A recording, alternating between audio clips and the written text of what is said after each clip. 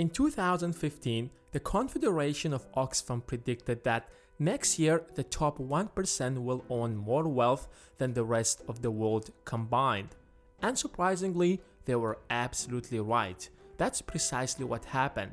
But it didn't stop there, it went way farther than that.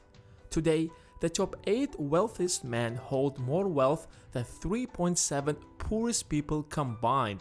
Just imagine that number for a moment.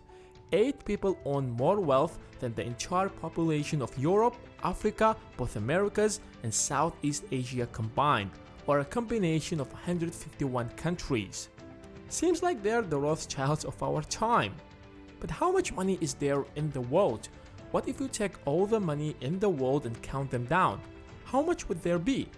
Unfortunately, we will have multiple different answers, because the number will differ based on what you define as money. If you're strictly talking about physical money, which is cash and coins, then that number would be $7.6 trillion.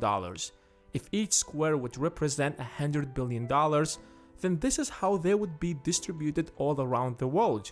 It doesn't look much, right? Because the GDP of the United States alone is multiple times larger. But what if we include the deposits and all the money that's in our bank accounts? We would get the sum of M1, which is $37 trillion. But there's even more money that banks usually do not allow to withdraw immediately, such as time deposits. So if we combine all the money that exists in bank accounts, savings, bonds, and banknotes, we'll get the so-called broad money, which is all the money that exists in the entire world, $90.4 trillion. But this number doesn't even come close to the total global debt, which has risen to over $233 trillion. This is how much governments owe each other, households, and companies. This number seems way more significant compared to the existing cash. However, if we take all the existing cash and turn them all into $100 bills and put them side by side, they will round the earth over 3,500 times.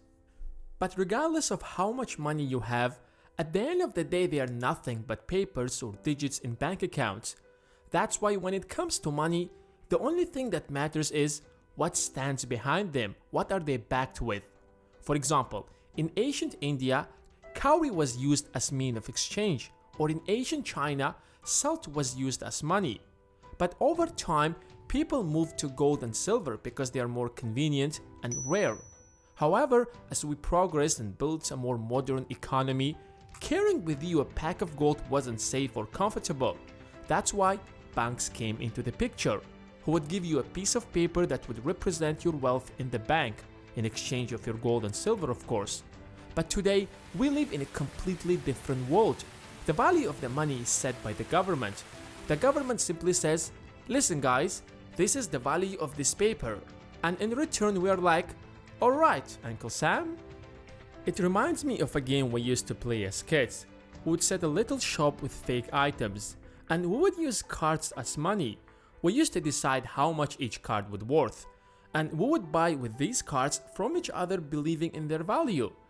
As mean as it might sound, the modern monetary system works in the same way. During the 2008 crash, the US, Japan, and EU printed $9 trillion to save the economy. Now, if you take the total amount of gold that exists in the world, they wouldn't exceed $7.5 trillion. So our money is backed by nothing like the cards we used to play as little kids. But don't worry, it's not a big deal. Yes, we might experience another crash or two, if not more, but we will evolve and move to a better system such as cryptocurrencies or something else that's better than our current system. Because we always have been moving from one system to another, trying to make our lives more convenient. And that's it for today. As always, if you have found this video helpful, then hit that like button, and if you want to see more of these videos, then subscribe and hit that notification bell so that our videos will appear on your homepage. Thank you again for watching, and I will see you in the next one.